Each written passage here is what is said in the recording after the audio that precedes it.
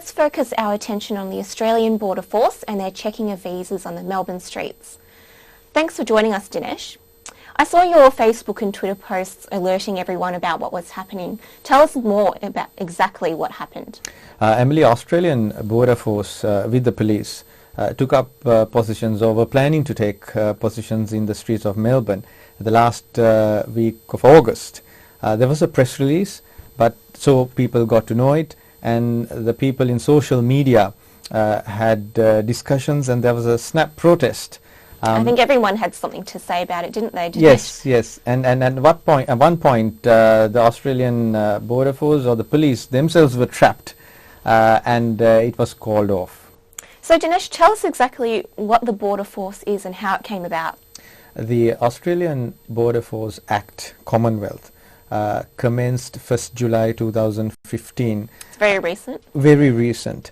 It got royal assent, of course, before that, but started officially in July 2015.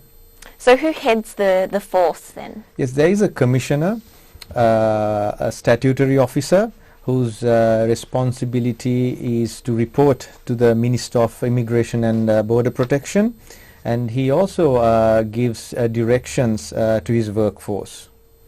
So under the legislation, does the commissioner have certain powers?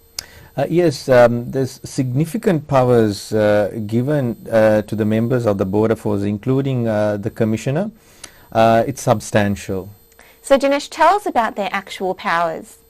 The Australian Border Force Commissioner and the employees under the Australian Public Service are able to exercise powers under the Customs Act 1901, Migration Act 1958, and also the Maritime Powers Act 2013, and under other Commonwealth laws. There's lots of laws. There's lots of laws and lots of powers. The Customs Act itself and the Migration Act has substantial powers in it given to the officers, and the Commissioner directs officers under its border force to conduct operations under these acts.